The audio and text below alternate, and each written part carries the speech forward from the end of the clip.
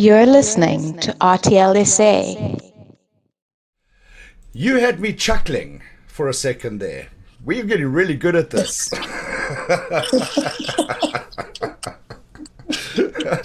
I remember I remember in the beginning we used to like have to connect 6, 7 minutes before we go live just to make sure that everything was running. Now we only need like 20 Yeah, seconds. yeah, no, we're becoming absolute pros there. I'm so glad. I'm so glad you phoned me though. Sure. Oh, were you busy? No, I just got distracted. I just was watching this crap on YouTube, and I just like I it hope was you're so not bad. talking I about carried on my watching it, I hope you're not talking and about then my and show. then what's that? I said the What? crap on YouTube, but I hope you're not talking about my show. No, no, your show's fantastic. What are you talking about? Listen to the things Yeah. you do and the music you play. Your music's fantastic. It's awesome, bud. Dave, how have you been, man? It's been a good week. Yeah, I've been cool. I can't believe September already, hey? And It's almost, yeah, it's just gone quite quickly. But I'm sure. I know for you it's also been quite an eventful year, but oh, it's just been quite interesting. chaotic. I must say, a lot of stuff happened. I don't want to. So yeah. I don't want to talk about load shedding today, but I do want to know in Cape Town. And my guest yesterday had Adam Kethro on the show, and he's also in Cape Town. But he said he's got an inverter, so he doesn't even know when it's load shedding. What is your take been on load shedding? How have you been handling it? Because I mean, stage 6 is only the second time that we've ever hit stage 6. Uh, I try really not to be aggravated. But as life mentors, we tell people to exercise patience and restraint. Uh, but as a life mentor, my word, they're really testing me to my fucking limit. And they really should be, they talk about having a true test. Yeah. This is my true test because I want to wring their fucking neck. But I understand the situation and I try to control myself about it. Oh, ask me how I handled load shedding last night. Okay, what did you do? Well, I got a couple of my mates over, Bob the Legend and Lester, and we lit Yeah. candles and we had beers by candlelight. That is so an amazing good idea. That's good. That is such a It was thank brilliant. you, Noel, for putting a positive little spin to it because I've been, and I was dreading you asking me, Dave, what are your thoughts about it? I was No, dreading because no. normally I put a positive spin. I normally put a positive spin and I try to find some goodness. No goodness now. No. It's But messed up. what is interesting though, and like I said, I don't really want to talk about load shedding, but what was interesting was Cyril Ramaphosa is coming back to the country. He's not going to New York like he was planning to. He's coming back to the country to Mm, address this issue. What is he actually going to mm. do? No, I mean, it's aesthetics, obviously. Yeah. You know, you don't want to have headlines that we've got an energy crisis, well, which we've been having for 14 years, mind you.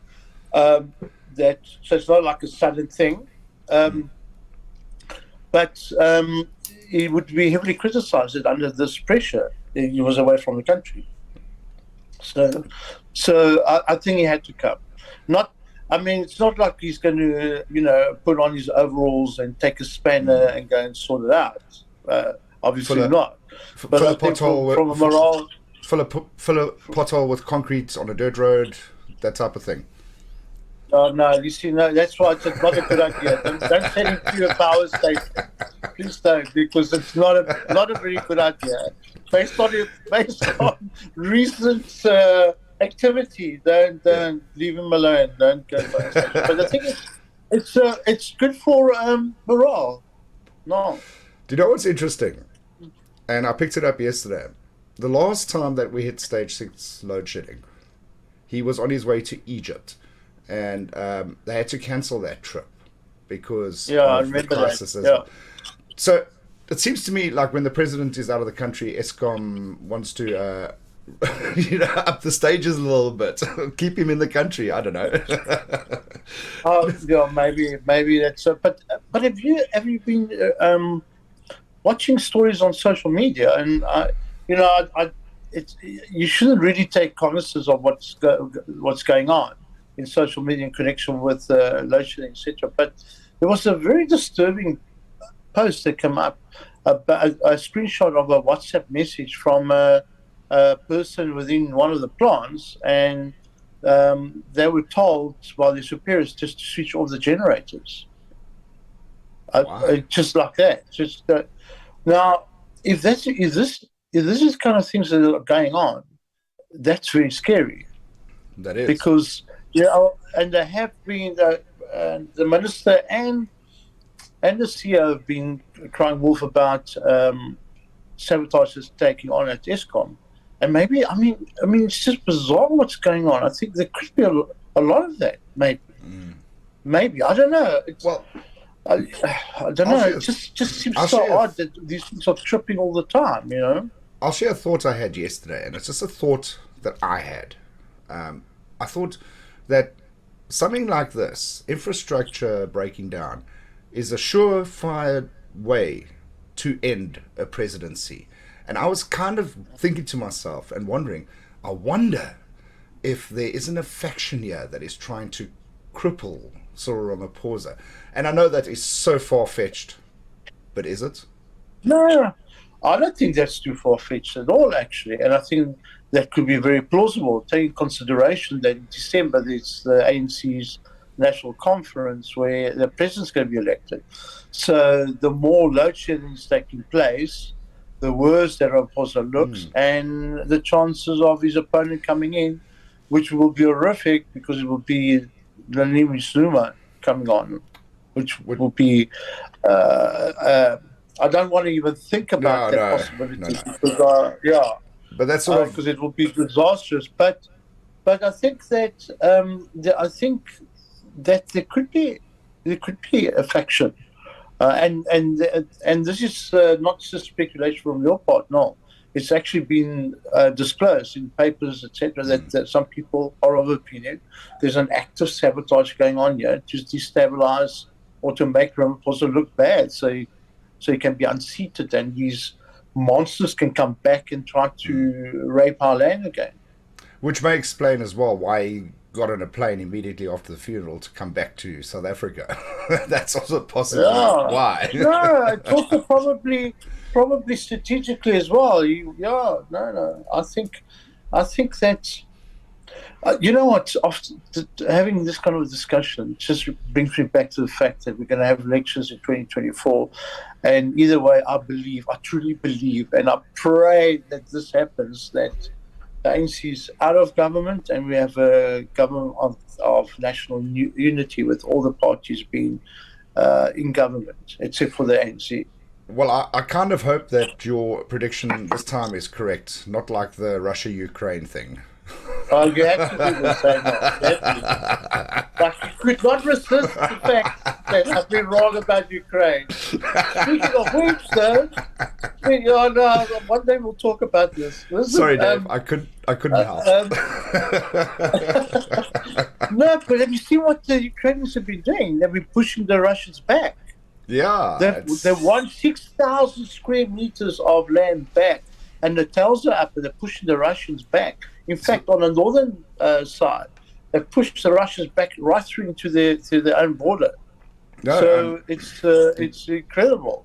The Ukrainian president has stepped up and said he is taking Ukraine back from Russia. He has made that commitment. Yes.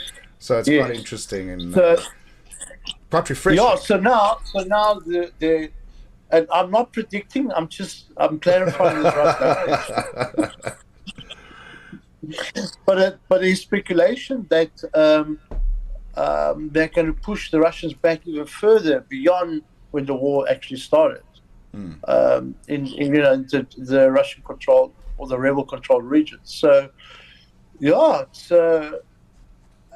this I don't think anybody could have predicted No. Even about 5-6 months ago, the whole process of what's actually transpired, and it's Yeah, just been incredible. let's put it this way. If anybody did predict the war, that's one thing. But I don't think anybody could, in their right mind, have predicted the pushback that has come from Ukraine. Not at all. And by the way, I know maybe this is not on our agenda, but did you hear what the president of the United States said about Taiwan if they got invaded? Did you Yeah. hear what he said on Well, Sunday? I didn't quite hear what he said, but the headlines that I picked up was that they said that should China try to take Taiwan, the US will get involved. Yeah, he said it twice. He made that commitment that they'll put American troops on Taiwan soil and fight the Chinese blatantly. The United States also said that should China back Russia, that there will be consequences for that as well. Yeah, and that's why China's not back Russia. It's not back. I mean, Russia's been going through to Beijing asking them for arms, and they haven't been getting arms. While Zelensky's been getting all kinds of arms. They've already received in aid from the United States alone $60 billion US, and they're just pouring arms there. Hey? They're pouring arms, and these arms are the ones that's causing them to be able to take back the land, kind of thing. Yeah. So it's just been amazing. Amazing is the wrong word. Sure, not amazing is not a good word for a war, but it's just been, I suppose, in a way, fascinating with this back and forth kind of situation. Let's reflect on the last 7 months for a second and speculate about the next 6 months. Based on what has happened in the last 7 months, and obviously with the US and a lot of Western countries throwing in so much support for Ukraine, but not with boots on the ground, but with weapons or whatever. Where we're sitting now, do you think that this war could be over within the next 6 months? Oh. It's pure speculation. Pure speculation. I'm not asking you to predict. It doesn't. It looks like it's just going to carry on for a while, eh? And I hope I'm wrong. I really hope I'm wrong this time, but it does look like it's going to carry on for a while because, probably the Russians are going to reach a point in their retreat where they'll buckle down, and then maybe not move forward, but defend their position. And after a few weeks of the Ukrainians trying to breach that new position, if they can't, then maybe that will be the new border. I don't know. Or Russia will buckle down and unleash their full military might, because a lot of people are saying that they haven't done that just yet. Yeah, they could, but I think from what I've been seeing in different media, the Russians are becoming a bit wary now. The politicians themselves and even the state-run media are questioning now the war when that was taboo a few weeks ago, and now they're starting to question, in particular, what's happened in the last 2 weeks. The heavy retreat. It was chaotic. The retreat. They left massive caches of arms all over the place for the Ukrainians and tanks, and it just like literally ran away. So yeah, I don't know. Let's throw Taiwan into the mix in the next 6 months. Let's say that China do make a stupid move and you do get US troops in Taiwan. How does that bode for that region? Because now, you've got the Ukraine-Russia conflict not too far away from there. You've got the China, Taiwan, USA, all in a conflict there. It's like, what is happening in that region now if something like that had to happen? No, but I think that the Americans have got a massive presence in that region. I think they've got 2 aircraft carriers and quite a big fleet in the area. So it's a bit different to the Russian-Ukrainian situation. And also now the president blatantly stating that you'll put troops into Taiwan to fight China. I don't. I think China will think twice. I don't think that. I don't think China wants to go to war, in particularly with one of the biggest trading partners. I think the trade between um, America and China is like $650 billion a year. Um, a war like that against a full-on confrontation with America. I mean, it would be inconceivable, the two superpowers going at each other. I mean, it will be a World War III. Yeah, it'll be chaos. I mean, yeah, no, it will be World War. I don't think it's going to happen. I think China wants to scare Taiwan, and basically they had to flex their muscles because the Speaker of the House went there. You know, she's the third most senior politician. Quite frankly, I don't know why she went there. I personally, I don't see any reason why she went, and China had to stand true to its word and show that they were very unhappy about it, and they even threw missiles over the island. Yeah. So they were pissed off. Two Chinese were pissed off, questions. but I don't think they would go to war with their biggest trading partner. Well, stranger things have happened, but Yeah. logic would dictate that wouldn't happen. But two questions now. The first question I want to ask you is, do you think Biden has enough support within America to make a move like that should it happen? And the next question is, if America could stand up to China because of Taiwan, why couldn't America stand up to Russia because of Ukraine? Yeah, I think to answer the last question first, I think the circumstances are very different. Okay, in Ukraine, there was no military. Okay, there was some American advisors, but there wasn't military presence. And they were asking to go to NATO, but it wasn't part of NATO. So Russia took a calculated risk, and I think he wouldn't. I don't think he would have tried it under Trump. But he viewed Biden as, not that I support Trump, by the way, because I think he was a complete idiot. Okay, but Trump would have been crazy enough to go on full-on confrontation. Biden seems to be a bit weaker, but actually, I don't think I've watched quite a few of Biden's interviews and some of the clips that's gone on YouTube, and he just doesn't come across as that he's actually running the country. It just, in particular, when reporters ask questions and he fumbles over the answers, and he's not quite sure how to answer them. Sometimes he answers completely unrelated to the question.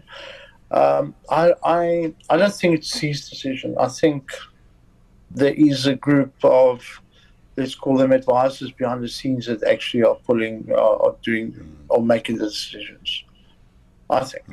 So you reckon that he would have the support of the government to do it if he had to push the button, so to say? I think the Republicans definitely would support that kind of situation. Yeah. But what about the American people, though? Because they were so adamant about getting troops out of Afghanistan, and it was such a big thing. And when Biden came in, he said, let's do it, and got the troops out of Afghanistan immediately. And that's not too long ago. And now, should something happen in Taiwan, and now all of a sudden they want to send troops there? Yeah, I don't think that the American people will support it. Okay, I don't think they'll have to spin it really to the level that they would have to say that the Chinese are massacring people and they're committing human rights abuses, and go that angle as a premise to go into war. Because if they invaded Taiwan and started doing atrocities like the Russians are doing in Ukraine, that will give the Americans the support they need to actually intervene. One thing I've always felt about the Americans, though, and this is maybe going to answer my question that I asked you as well. I kind of felt that if they've got no interest in the country, in the sense that there's no mineral or controlling interest or whatever, or for example Afghanistan, where they were chasing down Osama bin Laden or whatever. So if there's no particular interest, and they have no particular interest in Ukraine, they're not interested. But they obviously have some interest in Taiwan, and I don't think it's necessarily about human rights and stuff like that. What is their interest in Taiwan? Computer chips. Computer chips. They're the biggest manufacturers in the world. And without Taiwan, the world would be literally screwed over, because everything's got a chip these days. So they're the biggest manufacturers in the world. So there is a vested interest. There is a vested interest. Do you think that could be China's main reason as well, rather than the whole communism thing or whatever? Yeah, could be. But I suppose from their perspective, just think of if you have a situation where in South Africa, Western Cape now decides to become independent. I mean, it's not as radical that, and then just moves away from South Africa, kind of thing. And this is basically what China is saying about Taiwan. Yes, they took a vote and they wanted to be independent from China, but so it's a bit delicate kind of situation. But I don't know. I think China it's more ego than the actual chips, in my opinion. Yeah, people have been fighting about borders and boundaries forever and a day, and I don't think that will ever change. I think there'll always be conflict. Yeah. You talk about the West Bank. Yeah, you talk about many places where they are still in conflict about borders and stuff like that. Change of topic, Dave. Did you catch any of the funeral yesterday? Yeah, I did watch some of it. I think it's sad for the UK, and it's actually unified the nation towards the mourning of the Queen. But I mean, I don't really have any affiliation towards it. It was a beautiful affair. It was a long day in the sense that it went on for hours and hours and hours. But the amount of people that lined the roads to see the Queen pass by for the last time was quite incredible. And she was very loved. She was very loved, across the world. Well, they were saying that it was the biggest gathering of dignitaries since Nelson Mandela's memorial. Oh wow! Well, there you go. She was respected and loved, and I think one should just respect the facts of achievements that she managed to during her reign. I mean, she did phenomenal work, and there's been a lot of criticism, like we discussed last week, some bizarre statements, but actually during her reign, a lot of countries became independent, a lot, including ours. Most of the people alive today never had the opportunity to see a state funeral like this. And ironically, with that said, a lot of the people alive today will get to see it for a second time. Not wishing ill on King Charles, but he is quite old already, So in the next 20 years, we might see another one. Okay, I must tell you, I have not thought that through at all. Well, I mean, the Queen reigned for 70 years, so most people alive today have not seen a state funeral like that. No, I know what you mean. Yeah, yeah. But I mean, yeah. And with King Charles being as old as he is, I know. I shouldn't be left to my own devices because I think too much. But it is true though. We'll probably see another change of monarch sooner than later. Yeah, I think so. Yeah, we probably will. Yeah. Well, I plan to live till 120, so I've got another 60 years to go. Perfect. You might see a third one. No, let's hope not. Wow, Let's hope okay. not. Not wishing ill. Now No, we're let's hope not. talking Yeah, absolute yeah. nonsense now. I just wanted to, Okay. going back to load shedding, I saw a meme now and I just thought I'd share it with you. It was kind of a good laugh, but also a scary thought in the same time. And you know that France Steyn played his, I think, 77th test for South Africa this past weekend, and he's probably in line to play his 78th this coming weekend. And the meme went like this: France Steyn has been playing rugby for the Springboks longer than what there has been load shedding, which is quite a scary thought. Who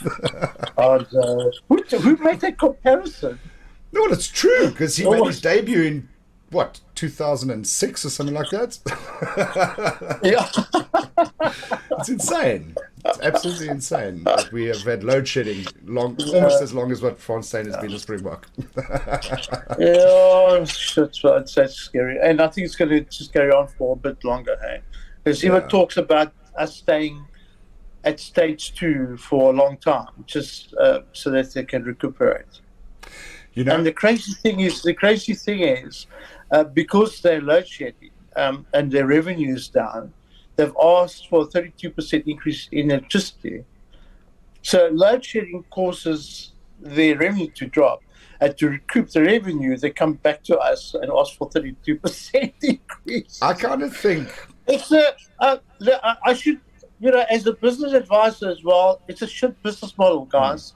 That doesn't work. We need to change things. You can't just do what you're doing. Things have to change. I kind of think South Africans are getting to a point now where stage 6 is so bad that they'll be happy with stage 2. Shit, at this rate, I'm happy with stage 4. What are you talking about? This is ridiculous. What stage 2 seems like a wonderful dream these days.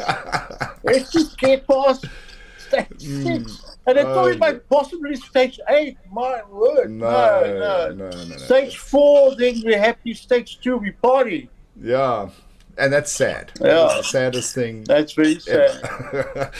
Dave, you are on a 0 score at the moment. Are you ready for a win today? No, what you mean 0? I had 3 wins prior to the 0. No, but you got it wrong last week, so you're back It goes 0 back now. to 0. Back to 0. Yeah, you got to build your streak again. You're ruthless. Okay. Now, are you going to be kind this week? You're going to be kind. Well, I'll tell you this much. I've only received correct answers today. Okay. Sure. So no pressure. Let's have a go. Okay. Time to test your knowledge with Power Play Trivia. Your Power Play Trivia brought to you by Bev Miller. Correct answers coming through today from Cheryl, Bev, and Marius. Dave, your question is, what golfer was known as the Golden Bear? Oh, no, you're joking. Oh, come on, it's easy. The Golden Bear. The Golden What Bear. is easy? He's like Well, just is one it of easy if you play golf? the- Oh, or if you live in the world. Oh. No, I don't. I feel stupid now. Okay, well, I Dave, don't know. Oh, no, I don't know. look on the bright side of things. You can't go backwards. So you'll stay on 0. That's very good advice. What? Nicholas. That's it. You got it. Oh, my Yeah. word. That's it. Jack Nicklaus, you got it. Gee, I have these flashes of brilliance. Okay, you're back on the streak. You're back on the streak, Dave. I was right. Jack Nicklaus. Yes, Jack Nicklaus, yeah. Oh. What a great guess. Now take your damn words back, Noel. You are back on 1. Back on 1. On the upward trend again. Dave, have a beautiful week, and we will catch you next week, Tuesday, again for Tuesday Talks. All right, buddy. Cheers. Go well. Bye-bye. You're listening to RTL SA.